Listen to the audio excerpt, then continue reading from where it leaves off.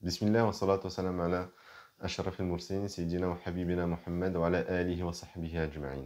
Assalamu alaikum wa rahmatullahi ta'ala wa barakatuh. On se retrouve une nouvelle fois pour notre série de l'étude des chapitres de la foi du Sahih de l'imam al-Bukhari. On s'était arrêté la semaine passée au hadith numéro 31. Aujourd'hui, nous allons donc voir le hadith numéro 32 qui est rapporté par Abdullah ibn Mas'ud, dans lequel il nous rapporte lorsque le verset où Allah Azza wa Jal dit « Ceux qui croient et n'altèrent point leur foi d'injustice, ceux-là seuls se trouvent en sécurité et n'ont plus à craindre de tourments.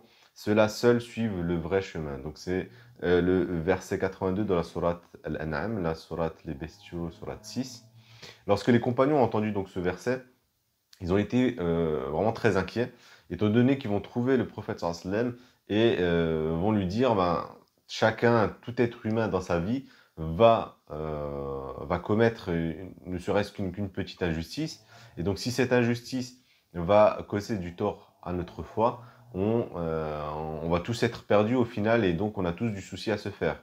Et Allah Azza wa Jal va révéler un autre verset qui va expliquer le précédent. C'est un verset qu'on retrouve dans Surat Luqman. Lorsque Luqman va mettre en garde son fils, il va lui dire « Prends garde au shirk », hein, qu'on peut traduire par l'associationnisme, mais pas simplement. Ça peut être aussi le fait de nier à Allah un de ses attributs. Donc le fait de tomber dans ce péché est la plus grande des injustices. Et donc, le prophète sallam va enseigner aux compagnons, en expliquant un verset par un autre verset, qu'en réalité, l'injustice ici qui est visée, qui va ébranler la foi du croyant, c'est l'injustice où on va toucher en fait à Allah Azza wa Jal, dans le sens où on va, au niveau de notre croyance, modifier la croyance saine, qui est le fait de croire en un Dieu unique. Donc, l'imam al-Bukhari, comme d'habitude, on va voir en fait pourquoi l'imam al-Bukhari va citer ce hadith dans ce chapitre, dans le chapitre de la foi. Tout simplement, c'est pour contrer cette idée où si on commet un péché, ce péché va nous faire sortir de l'islam et donc on va passer du statut de croyant à incroyant par l'accomplissement d'un péché. Et là, en l'occurrence, ça serait le fait d'être injuste envers une autre personne. Le fait d'être injuste envers une autre personne ne sortirait de l'islam. Et donc, l'imam al-Bukhari nous cite ce hadith en exemple pour nous faire bien comprendre que par moment, lorsque le prophète sallam va avoir le discours, ou même dans le Coran, lorsqu'on va retrouver qu'au final, un péché peut nous mener en enfer, c'est qu'il y a des nuances en fait à prendre en compte. Donc ça, c'est l'explication, en fait, la raison pour laquelle l'imam al-Bukhari a cité ce hadith dans ce chapitre. Mais nous, ce qui est le plus important, c'est de voir en réalité quelles leçons on peut en tirer dans notre vie de tous les jours. Donc là, ce qui est vraiment intéressant de voir, c'est que, comme vous le savez, hein, la religion musulmane est basée sur un point essentiel, notre dogme repose sur un seul point, qui est l'unicité d'Allah Azza wa Jal. Donc on commence par la shahada. La shahada démarre par « il n'y a pas d'autre Dieu, pas d'autre divinité qu'Allah ». Okay. Donc la religion musulmane, l'islam, notre dogme repose sur ce point principal. Or, ce point principal, Allah Azza wa Jal l'a nommé. De quelle manière l'a nommé en réalité en injustice? Autrement dit, la religion musulmane a comme principe de base le combat de l'injustice. Donc là, on a forcément cette plus grande injustice que l'on doit combattre, mais pas seulement. On doit aussi combattre toutes les autres injustices qui vont nous concerner ou concerner d'autres personnes, qu'elles soient musulmanes ou non musulmanes, qu'elles soient humaines ou pas humaines, tant que cela touche en réalité le domaine qu'Allah Azza wa Jal a rendu sacré, comme la vie des animaux, le monde végétal, etc. Donc le croyant se doit tout au long de sa vie, de combattre l'injustice sous quelque forme qu'elle soit, et surtout où qu'elle soit.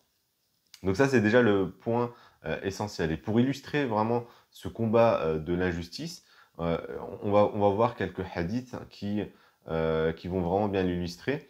On a un hadith qui est très important dans lequel Anas ibn Malik rapporte d'après le prophète sallallahu alayhi wa sallam, où il nous dit Allah considère trois types d'injustice.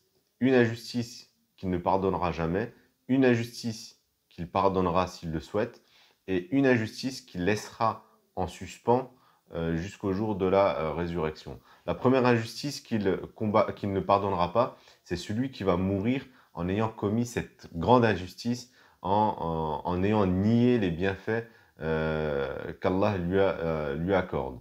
Vous allez avoir la seconde injustice où Allah le pardonnera s'il souhaite ou pas, c'est une injustice qui va être liée aux actes d'adoration, c'est-à-dire une personne qui va avoir des manquements sur les obligations, les interdictions qu'Allah Azzawajal a mis en place concernant notre relation qui le relie à lui. Et enfin, la troisième injustice qui est la plus importante et qui nous concerne dans le cas pratique, c'est l'injustice qui va nous lier aux autres êtres vivants. Donc, celle-ci, Allah ne va pas statuer jusqu'au jour de la résurrection et il laissera le soin aux personnes ayant subi cette injustice d'avoir réparation à ce moment-là.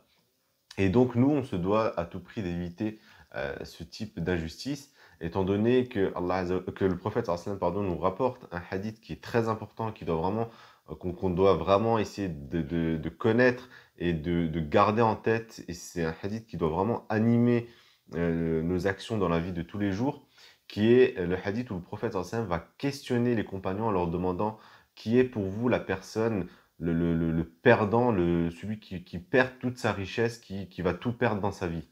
Et donc, les compagnons vont répondre, bah, celui, le grand perdant, celui qui va tout perdre dans sa vie, c'est celui qui va amasser des biens jusqu'à avoir une certaine fortune confortable et qui va complètement tout dilapider, si bien qu'il va se retrouver pauvre du jour au lendemain. Et le prophète Hassan va répondre par la négative. On leur dit en réalité, le vrai perdant, c'est celui qui va perdre encore beaucoup plus que cela. C'est celui qui va mourir, arriver le jour de la résurrection avec des montagnes et des montagnes de bonnes actions. Il aura fait tellement de bien, il aura fait tellement de bonnes actions en termes d'adoration vis-à-vis d'Allah Azzawajal qui va venir avec des bonnes actions, des montagnes et des montagnes de bonnes actions par rapport à ses prières, par rapport à ses prières qu'il va passer la nuit, par rapport à ses jeûnes surrogatoires, ses pèlerinages qu'il aura effectués, etc., etc. Donc il va arriver avec des montagnes et des montagnes de bonnes actions. Simplement, il aura causé tellement de tort aux êtres vivants qu'il va devoir réparer durant le jour de la résurrection. Il va devoir réparer ces personnes à qui il a causé du tort, que ce soit par la main, que ce soit par la parole, en médisant sur telle et telle personne, en parlant derrière le dos, en insultant, en étant vulgaire vis-à-vis de certaines personnes, en étant insultant, etc.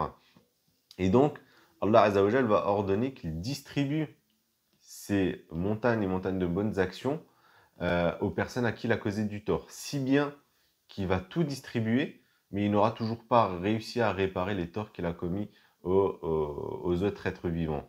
Et donc Allah Azzawajal, car il n'est point injuste, c'est celui qui est le plus juste, il ne va pas léser les personnes qui ont subi de l'injustice. Et donc ces personnes vont transmettre leurs mauvaises actions à celui qui a été injuste envers eux. Et donc cette personne qui va venir avec des montagnes et des montagnes de bonnes actions va se retrouver au final avec des montagnes et des montagnes de mauvaises actions. Si bien que ces mauvaises actions le mèneront finalement en enfer, alors qu'il avait déjà commis pas mal de bonnes choses sur terre au niveau de l'adoration, mais la relation qu'il va avoir avec les autres êtres vivants était tellement mauvaise que au final ça va le mener en enfer. Et donc ça c'est un hadith qui est très important, qu'on se doit de garder en tête. Et il faut toujours garder en tête que le croyant a comme mission sur terre le combat de l'injustice. L'injustice qui nous concerne ou l'injustice qui ne concerne pas tant qu'elle concerne un autre être vivant. On se doit de se lever et de combattre cette injustice. Alors comment la combattre? Le prophète sallallahu alayhi wa sallam aussi nous a donné la méthode à appliquer. On se doit de combattre avec de combattre directement en frontal l'injustice si on a la capacité de pouvoir réparer cette injustice-là. Si on n'a pas la capacité, on se doit au moins de la dénoncer.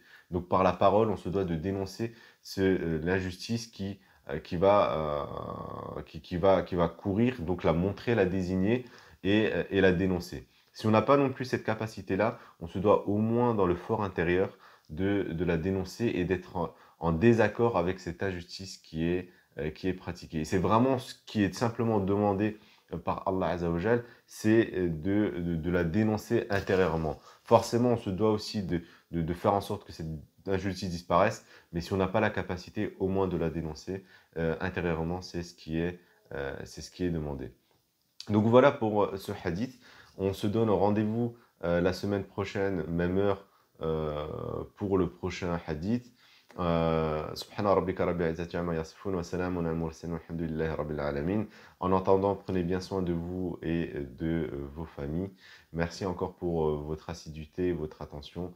Assalamu alaikum wa rahmatullahi ta'ala wa barakatuh.